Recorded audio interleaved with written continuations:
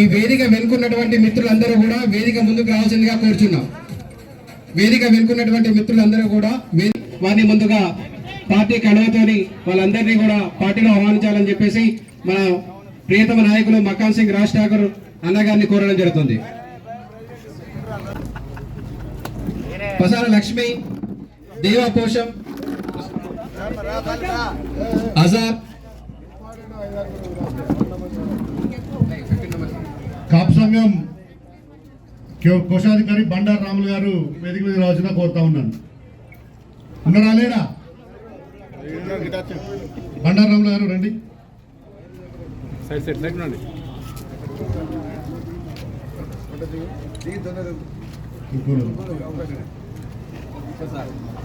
హజార్ గారు, రమేష్ గారు,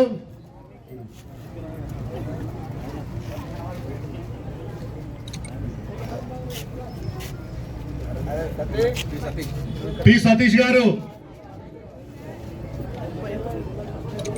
లంక రాజయ్య గారు, శాల సంఘం నుంచి లంక రాజయ్య గారు,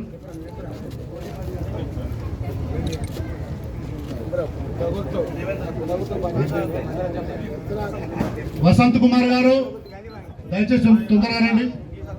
పి సతీష్, వినోద్ కుమార్, శంకర్, కనకయ్య గారు, ముస్తఫా నమస్కారం.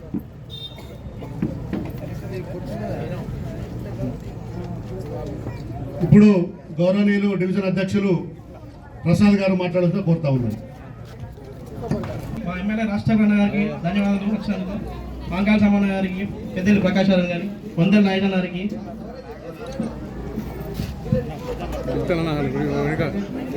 మా డివిజన్ల కింద పెద్దలు అందరికీ నమస్కారం చెప్తున్నా.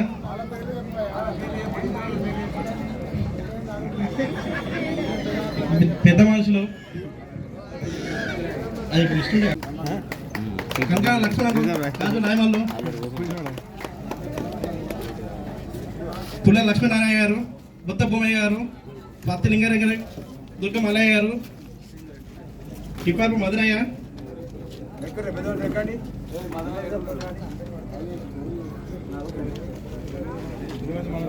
జిల్లా రాజేంద్రంకులు గారు, కొత్త కమిటీ అండి అంతా, పరశురామంకులు గారు, పుట్ట సత్యం,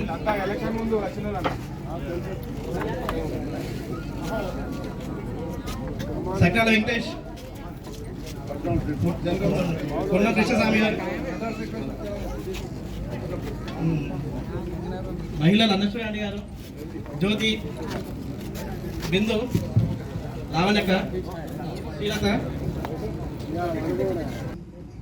ఎంపీ ఎలక్షన్లో భాగంగా గడ్డం వంశీ గారిని భారీ మేడతో గెలిపించే సందర్భమై 8వ డివిజన్ గంగానార్కు ఇచ్చేసిన గౌరవనీయులు పెద్దపల్లి జిల్లా అధ్యక్షులు రామగుండం శాసనసభ్యులు రాజ్ ఠాకూర్ మకాన్ సింగ్ గారికి హర్షధ్వనుల మధ్య ఒకసారి స్వాగతం తెలుపుతాం. ఒకసారి దయచేసి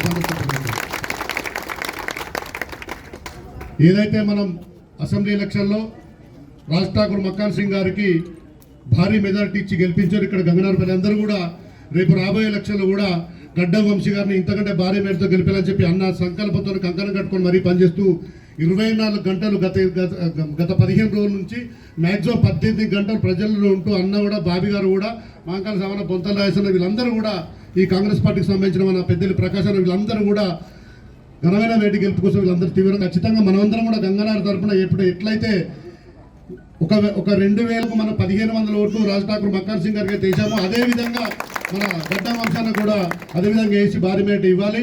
అంతేకాకుండా మన గంగానార్లో చిన్న ఇంతకుముందు మీకు కూడా చెప్పిన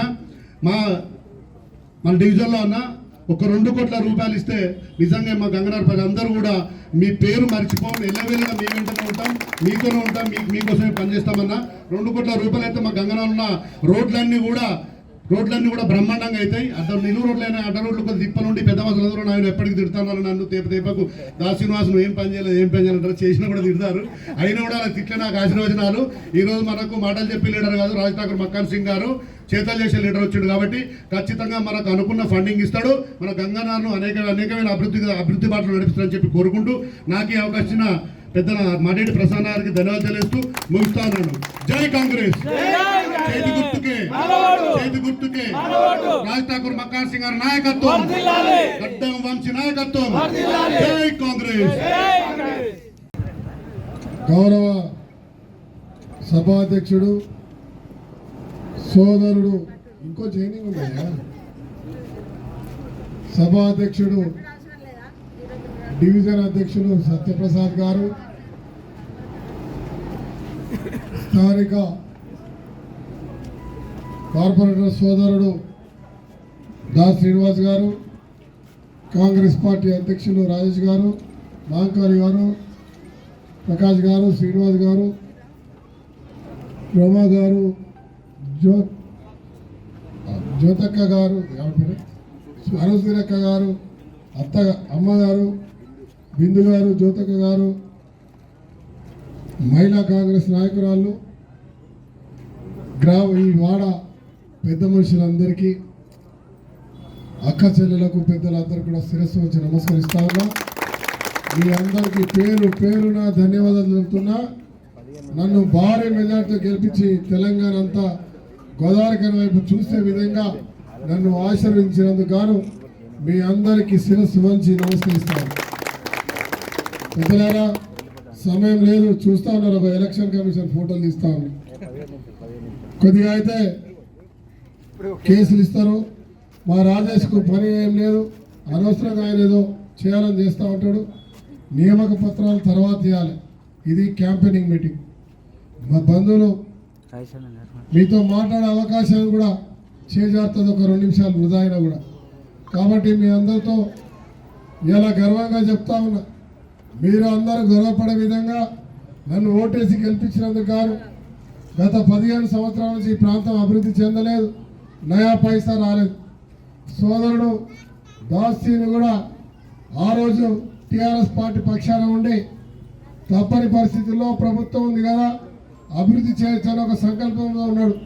కానీ ఏది రాకపోగా ఈరోజు మనమైన 100 రోజుల్లోనే రేవంత్ రెడ్డి గారు ఆ రోజున అసెంబ్లీలో ఒక కార్మికుల రూపంలో పోయి ఈ ప్రాంత సమస్యలు చెప్తే బట్టి విక్రమార్క గారు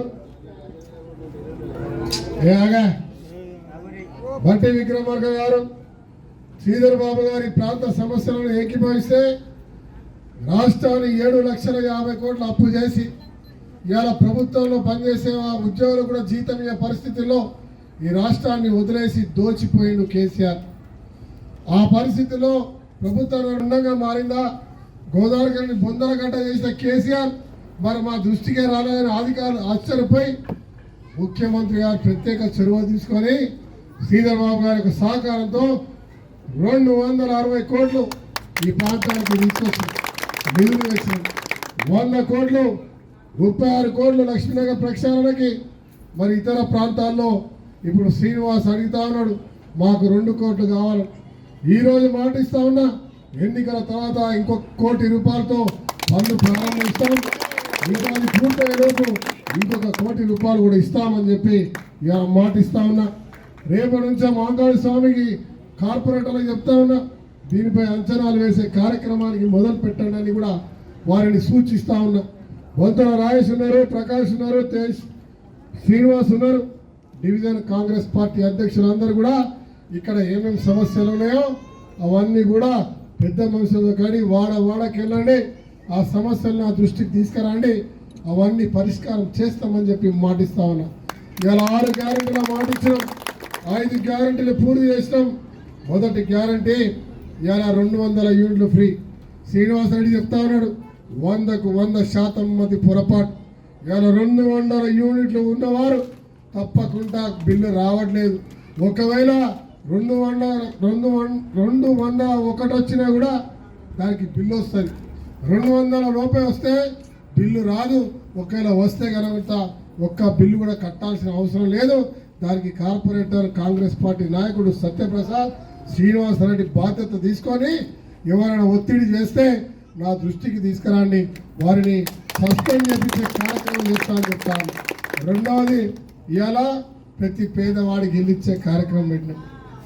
ఇవాళ ఇల్లు స్థలం ఉండి ఇల్లు కట్టుకోలేని పరిస్థితుల్లో కటిక దరిద్రంలో ఉన్నవారు లేదా చాలా పేదవారు ఉంటే వారిని వెతుకుతాం, వారికి 5 లక్షల రూపాయలు అక్కడ ఇల్లు కట్టడానికి ఇస్తామని చెప్తాం. ఒకవేళ ఇల్లు స్థలం కూడా లేకపోతే వారికి స్థలంతో పాటు 5 లక్షల రూపాయలు కూడా ఇచ్చే కార్యక్రమానికి మేము సిద్ధంగా ఉన్నామని చెప్తామన్నా. సంవత్సరానికి 3,500 శాసనసభ్యుడిగా నాకు మీకు ఇచ్చే అవకాశం రాష్ట్ర ముఖ్యమంత్రి గారు ఇచ్చినారు. గత ప్రభుత్వం డబుల్ బెడ్రూమ్ అన్నది, ఏ ఒక్కరికైనా డబుల్ బెడ్రూమ్ ఇచ్చిందా ఆలోచన చేయాలి. ఏ ఒక్కరికైనా కరెంటు బిల్లు మాఫ్ చేసిందా ఆలోచన చేయాలి. ఏ ఒక్కరికైనా ఇలా చదువుకోవడానికి పిల్లలకు చదువు ఇచ్చిందా, ఇలా ఫీజు రియంబర్స్మెంట్ ఇచ్చిందా. ఈ ప్రాంతాన్ని ఇలా గోదావరి కానీ ఇలా ఒక్కసారి ఆలోచించాలి. 100 రోజుల్లో ఇవాళ ఈ గ్యారంటీలతో పాటు మహిళలందరూ కూడా చిన్నారులతో కలిసి ఇలా రాష్ట్రం అంతా ఉచితంగా తిరిగి ఆర్టీసీ బస్సులో ప్రయాణం చేసే సౌకర్యం కల్పించినాం. 4 కోట్ల జనం ఉంటే 40 కోట్ల మంది మహిళలు ఇలా బస్సులలో తిరుగుతూ ఉన్నారు. ఎక్కడెక్కడ తిరుగుతూ ఉన్నారు, ఒక్కొక్క మహిళ 100-200 సార్లు బస్సులో తిరుగుతూ ఉన్నది. కనబడ్డ గుళ్ళకు అందరికీ పోతా ఉన్నారు. తన పిల్లల భవిష్యత్తు, ఆ కుటుంబ భవిష్యత్తు బాగుండాలని దేవుళ్ళను కోరుతా ఉన్నారు. హాస్పిటల్కి పోతా ఉన్నారు, కరీంనగర్ పోతా ఉన్నారు, వరంగల్ పోతా ఉన్నారు, హైదరాబాద్ పోతున్నారు, బంధువుల దగ్గరికి పోతున్నారు. ఎక్కడికంటే అక్కడ స్వేచ్ఛగా పోతున్న పరిస్థితి ఇలా కాంగ్రెస్ పార్టీ కనిపించింది. అదొక్కటే కాదు, ఇలా 5 గ్యారెంటీలు, ఇలా గ్యాస్ సిలిండర్ ధర 500కే ఇచ్చిన చరిత్ర కాంగ్రెస్ పార్టీది. మొన్నటి వరకు బీజేపీ బీఆర్ఎస్ అధికారంలో ఉన్నది, ధరలు పెంచింది, కరెంటు ధర పెంచింది, పప్పు నూనె బియ్యం ధర పెంచింది, కేంద్ర ప్రభుత్వం పెంచింది, ట్యాక్సీలు పెంచింది, అన్ని రకాల ట్యాక్సీలు పెంచింది. చదువుకున్న నిరుద్యోగులకు ఉద్యోగాలు ఉద్యోగం ఇవ్వకపోక మాయ మాటలు చెప్తూ వారికి తాగుడుకి మద్యానికి మత్తుకు బానిసలయ్యేటట్టు చేసినట్టు చరిత్ర ఇవాళ కేసీఆర్ది, మోడీ. ఇవాళ మీరందరూ కూడా గమనించాలి. మన గోదావరి కని నగరానికి గురించి చూస్తే ఒకప్పుడు పెద్ద నగరం, ఈ ప్రాంతానికి ఉద్యోగాలకు వచ్చిన వాళ్ళం. కానీ ఇలా మన పిల్లల గురించి ఇతర ప్రాంతాలకు పోయే పరిస్థితి ఈరోజు నెలకొన్నదంటే ఎంత దుర్మార్గమో ఆలోచించాలి.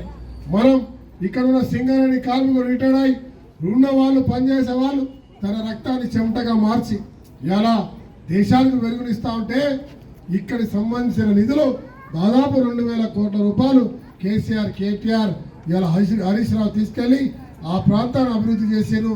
మన ఊరిని కక్ష కట్టి ఇలా బొందలగడ్డ చేసిండు.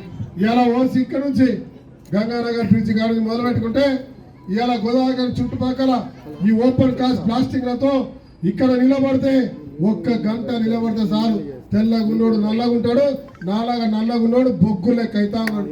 వారి గుండెల్లో ఇలా ఊపిరితిత్తులు పగిలిపోతా ఉన్నాయి. ఇలా ఊపిరితిత్తులు పగిలిపోతా ఉన్నాయి. చిన్నపిల్లలకు బాధ వస్తూ ఉంది, వయసులో మళ్ళీ చనిపోతా ఉన్నారు, గుండెపోట్లు వస్తూ ఉన్నాయి. దీనికి కారణం ఇలా కేసీఆర్ కాదా అని అడుగుతా ఉన్నా. ఇలా కుర్చీ చేసుకొని కూర్చుంటా అన్నాడు, కుర్చీ చేసుకొని కూర్చుంటా అన్నాడు. ఆ కుర్చీలో కూగానే ఈ ఊరిని బొందలగడ్డ చేసి ఒక్కసారి ఆలోచించాలి. అలాగే ఒక శాసనసభ్యుడు మొన్నటి వరకు సీని కూడా ఉన్నాడు. ఆ శాసనసభ్యుడి గురించి కొత్తగా చెప్పాల్సిన అవసరం లేదు, మీకు తెలుసు. ఇలా అయ్యో పాపం అని ఓటేస్తే ఇక్కడ ఉన్న వాళ్ళకి అందరికి పాపం జరిగేటట్టు నిలబడి ఓపెన్ కాస్ట్ తెచ్చిండు. ఈ సావులో ఒక కారణమైండు.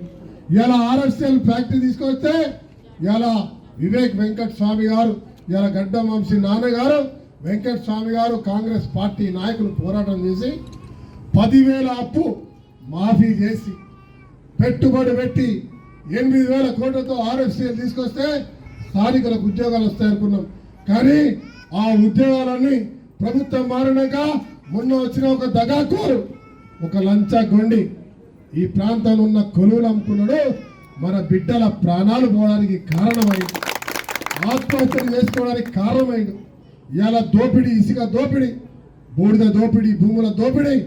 ఇలా ఇలాంటి శ్రీను అదే మాదిరి ఇతర టీఆర్ఎస్ పార్టీ నాయకులు ఇలా ప్రభుత్వం ఉంది, బంగారు కుటుంబం అయితే అన్నారు, నీళ్లు నియామకాలు నిధులు అన్నారు, మేము ఈ టీఆర్ఎస్ పార్టీలో ఉంటే అభివృద్ధి చెందుతామో అని ఒక అంశంతో కలిసి ఉంటే ఇలా ఓట్లు వేసిన సింగరేణి కార్మికుడిని, తెలంగాణ గురించి ఉద్యమం చేసిన తెలంగాణ కార్మికుడిని, ఇలా బొగ్గుగని కార్మికుడిని, ఆ కుటుంబాలను, చదువుకున్న నిరుద్యోగులను, చదువుకోబోయే చిన్న పిల్లలతో పాటు రాజకీయ నాయకులతో పాటు మాయ మాటలతో బందీలు చేసి అందరిని మోసం చేసిన చరిత్ర టిఆర్ఎస్ పార్టీది.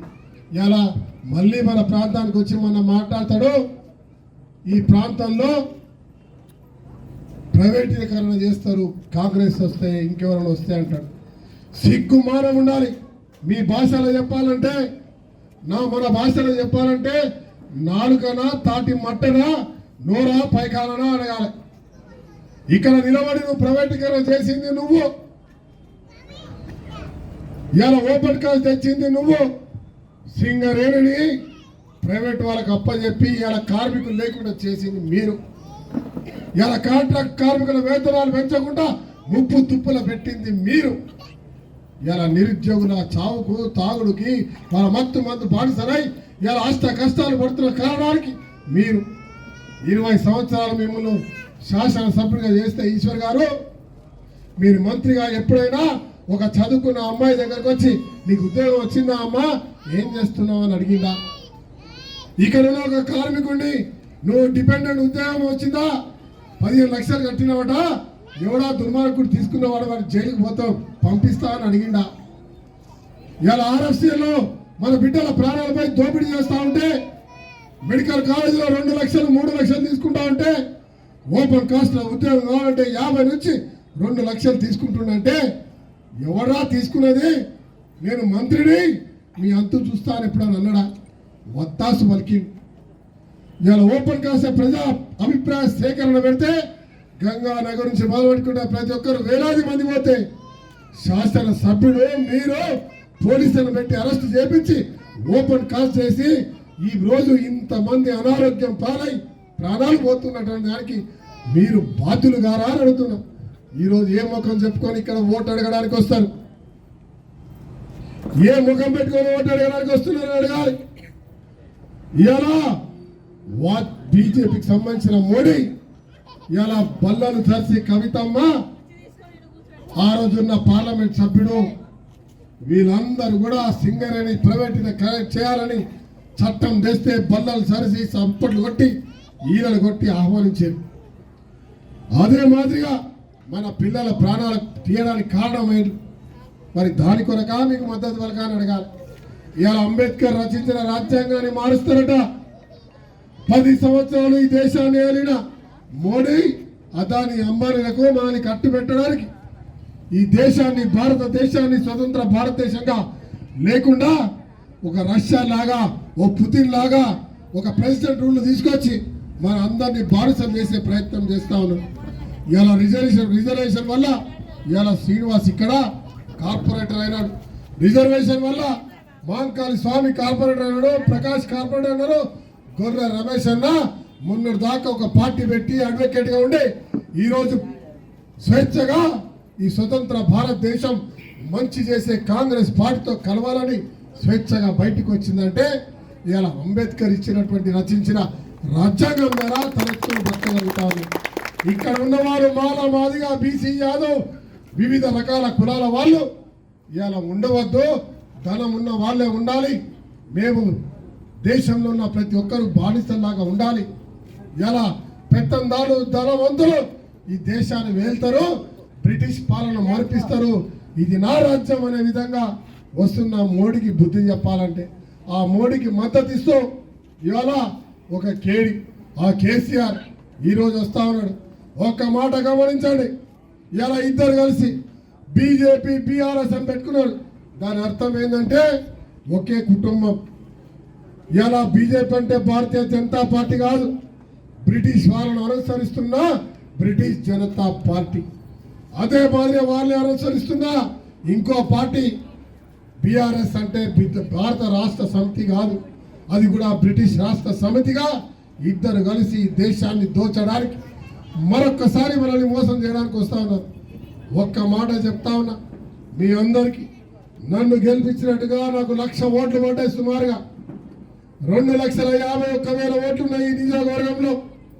మీ 2 లక్షల మంది బయటకు వచ్చి ఓట్లేసి ఈ భారతదేశ స్వతంత్రాన్ని కాపాడడానికి, రిజర్వేషన్లు కాపాడడానికి, మన ప్రాంతం అభివృద్ధి చెందడానికి, సింగరేణిని కాపాడడానికి, మన ఆత్మ గౌరవాన్ని కాపాడుకోవడానికి ఇలా చేయి గుర్తుకు ఓటేసి మరి నేను గట్టిగా రేవంత్ రెడ్డి గారి దగ్గరికి కాబోయే ప్రధానమంత్రి రాహుల్ గాంధీ దగ్గరికి వెళ్ళి ఈ ప్రాంతంలో పౌరస్ కావాలి, సింగరేణి ఉండాలి, అండర్ గ్రౌండ్ మైన్ రావాలి, ఈ నగరాన్ని మహానగరం చేయాలి, స్మార్ట్ సిటీ చేయాలి, మా దగ్గర చదువుకున్న పిల్లలకు కొలువులు కావాలని గట్టిగా వాదించడానికి ప్రశ్నించడానికి మరి నాకు బలం చేకూర్చడానికి 2 లక్షల ఓట్లేసి గడ్డం వంచి చేగుర్తుకు ఓటేసి గెలిపించే బాధ్యత మీరందరూ తీసుకోవాలని మీ అందరూ చేతులు జోడించి కోరుతా ఉన్నా.